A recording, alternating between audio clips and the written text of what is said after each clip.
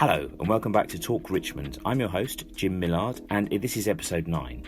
In this week's podcast, we'll be talking to Mark Sheen, a consultant nurse who works for an NHS trust. He contracted COVID-19 earlier this year and became critically ill. And we should say that whilst most people with COVID-19 experience moderate illness, according to World Health Organization statistics, between 10 and 15% of cases progress to severe disease and 5% become critically ill. Mark, I'm sorry to say, very unfortunately, is still suffering from the effects of COVID-19. I'm very pleased that he's been able to join us here today to talk about his experience and, of course, to remind all our listeners of just how important it is to continue to follow guidance to help stop the spread of coronavirus and keep people safe. So without further ado, hello Mark, thank you very much for agreeing to speak to us. It'd be great if we could kick things off with just how old are you and how long have you been a nurse for? Okay, I'm 53 years young and I have been a nurse since 1986, where I initially did my nurse training for people with learning disabilities and then subsequently undertook my general nurse training at Kingston Hospital and Epsom General Hospital. I've worked in the community as a consultant nurse since 2007. And I've been working locally supporting people. I found myself in a very odd position of, I'm someone that doesn't get ill. And I found myself starting to exhibit some of the symptoms of COVID, which was your classic sort of temperature, a new cough, loss of sense of smell and taste in early April. And I very, very rapidly started to deteriorate over a 1-week period. And for me, it was a surprise how quickly I deteriorated as well. At the beginning of the week, I self-isolated like we need to if we start to exhibit any symptoms. But it soon became very, very apparent that I was starting to get into respiratory distress or breathing difficulties, which subsequently resulted in me being hospitalised. Gosh. So that was just within a week. So at the beginning of the week, when you were self-isolating, that was as a sort of precaution rather than because you were debilitated. Exactly. And I was working from home. So I was still able to, I had my work laptop, I was working from home, but progressively that became more difficult for me to actually undertake those sort of functions. And then on the Friday, you were admitted to Kingston Hospital. Yeah, I was admitted. The paramedics came out and literally took one look at me and took my oxygen level readings in my blood, and they were down to 75%, where normally it should be around about 100. So that just sort of proved the difficulty that my body was experiencing. And I was blue lighted to Kingston Hospital and taken to the A&E department, where I was clinically assessed by the team that were down there. Even in my sort of compromised health state, I felt good that I was in that environment. And I felt sort of safe in their hands as I could be. But I realised I was in trouble here. And but I was impressed by how quickly I was assessed and how quickly they pulled the relevant speciality clinicians into the A&E department to assess me as well. But, you know, the staff at Kingston were just fantastic, absolutely fantastic, you know. So I knew I was sort of in safe hands, even though I was absolutely scared witless. So what sort of care did you receive in there? So I was immediately put on to what they call the CPAP hood, which is a continuous positive airway pressure, which is a large sort of oversized plastic hood with high level of oxygen being pumped into there. And the idea of that is to assist your lungs to breathe more easily, because it was getting more and more difficult to breathe unaided. And I was on that hood for just under 2 weeks wearing that. It's not a pleasant experience at all, but it became my new horrible best friend, really. What I realised was if I wasn't able to tolerate this, I would become even more unwell. I wore this for 22 and a half hours a day, and it was only taken off for half-hour intervals for 3 times during the day. And that was for an opportunity for me to obviously, wash myself, but I was obviously being cared for by the nurses at this stage because I was so weak. And also to have a bit of nutrition, to eat something, drink fluids, that sort of thing. I was spiking high temperatures as well. So if you can imagine wearing some sort of plastic hood on your head with really, really high temperatures, it was like putting your head in an oven. That's the only way I can sort of try and describe it. And it would immediately steam up and you would then start to sweat. But you're unable to rub your eyes or your face or anything like that because of the hood. And basically, I had to sort of wear that for an awful lot of the time. I also we were encouraged or placed into what they call a prone position.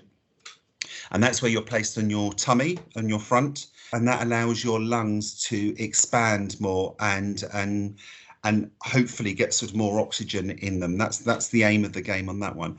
And I was going prone for many, many hours during the day. Again, it's not a comfortable position to be in at all, because physically you get very uncomfortable and you get sort of, your tight hips, you get pains in your hips, in your back, in your neck, all that sort of thing. What was odd as well was being in that environment was that, which is very unusual for HDUs, high dependency units or intensive care units, or ITUs as they're known, is that everyone in that area was experiencing exactly the same clinical condition. So there were men that were older than me, and there were men that were younger than me as well. There were certainly some sort of late 20s, early 30-year-old gentlemen, physically very fit normally before they experienced this COVID. And I think for me, that just proves how it can affect any part of the community. So regardless of your age, although we know older people generally experience this more and the effects can be particularly significant, younger people there's no get out of jail card on this one, I'm afraid. And in fact, there was one particular chap that was in a worse state than I was, and I could see that. I think, unfortunately, throughout my experience there, I witnessed a number of people that had died as well, that were taken away. And it's the sort of thing you can't unsee that. And it sort of plays on your mind because you think to yourself, well, am I going to be next? And I had thought long and hard about that question. And I had resigned myself that there was possibly a high probability that I might not get out of the hospital.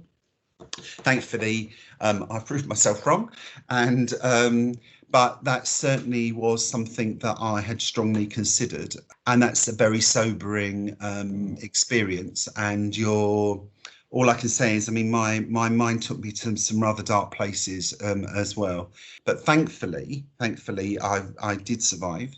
At the point of me being discharged out of the hospital, we reached that first dreadful milestone in the UK where we had 20,000 deaths.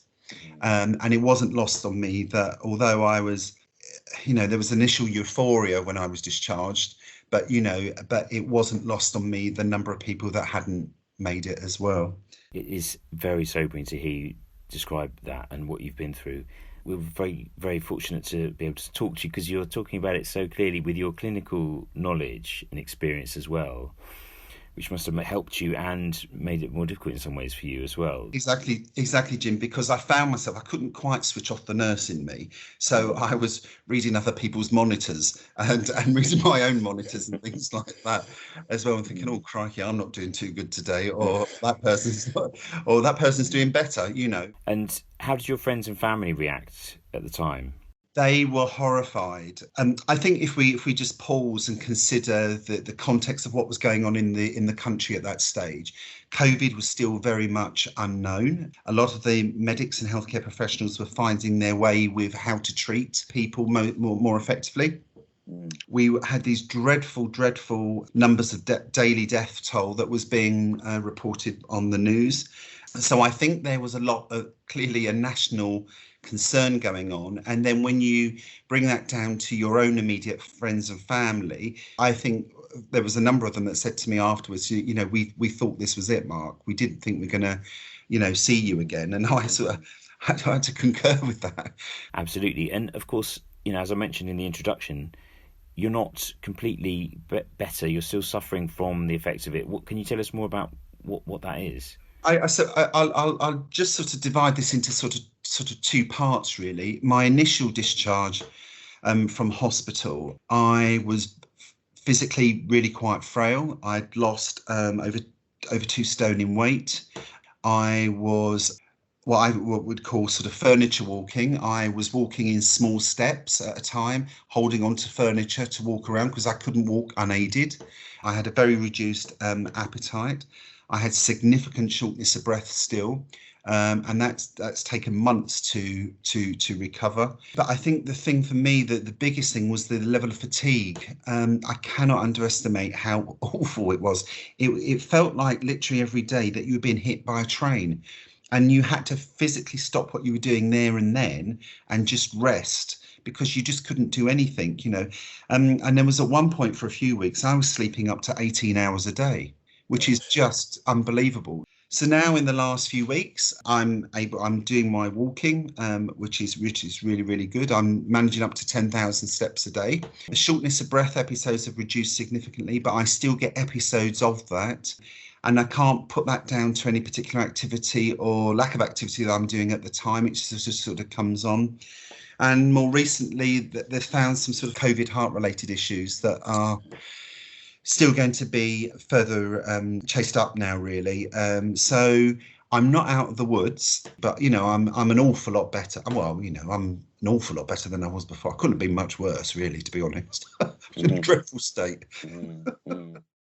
In our last episode, we talked to Amira Gergis from Kingston Hospital, acting medical director, about all the NHS workers and all they've been doing for us. And of course, you contracted this probably in the course of your work as a nurse, and thanks to all the nurses and doctors and everyone working in the NHS who are still continuing to put themselves out there. We've got to do everything we can to stop the spread of COVID-19 and ultimately stop ourselves and those we love getting sick with the virus in the way that you were.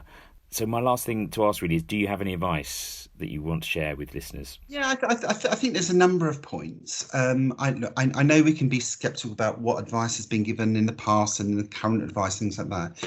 But I think a general good rule of thumb is people do need to wear their mask. It's about, I think there's a duty, a responsibility as a citizen to protect each other here. So I think wearing a mask is protecting other people, and by them wearing a mask is protecting you. And I think if we just pause and think about the doctors and nurses, allied healthcare professionals that have to wear these masks and gowns for 12 hours at a time. So I think when we're nipping to the shops to buy our loaf of bread or get our shopping, to pop on a mask for an hour is not a massive ask, really. So I would ask people just to sort of reflect on that.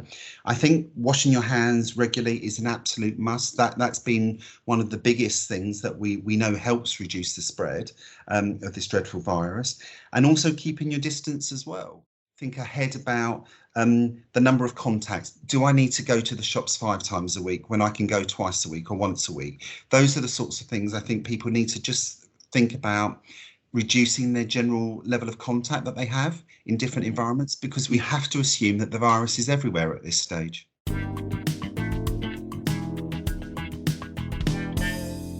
It's been fantastic to talk to Mark and hear him talk so openly about his experience of COVID-19. As we know from listening to him, the pandemic and the illness continues to turn people's lives upside down. Let's follow Mark's advice. We've got to make sure that we stop the spread of this, and we can do this. The death toll in the UK has now passed 60,000. We're living through a very, very challenging and very difficult time, and we have to pull together as a community to look after each other. The important thing to remember is that Kingston Hospital provided fantastic care to Mark, but we don't want any of us to go through what Mark's gone through. Clearly, it's been extraordinarily difficult and unpleasant for him. I want to thank him again for his bravery and honesty in going through all that and reliving it for us and describing it so eloquently. So let's all remember his advice. You know, let's wear masks, let's keep distance, and let's remember to wash our hands. I know we can do this, and we're all going to do all we can to protect ourselves and those we love. Let's all stay safe. For further information on the topics discussed in this episode, please see the show notes below. If you have any questions, please do feel free to email me, talk@richmond.gov.uk. If you're on one of those podcast services where you can like and subscribe, please do. If you can leave a review, that would be fantastic. Help us spread the word. It's been fantastic talking to Mark. Thank you for listening. I'm Jim Millard.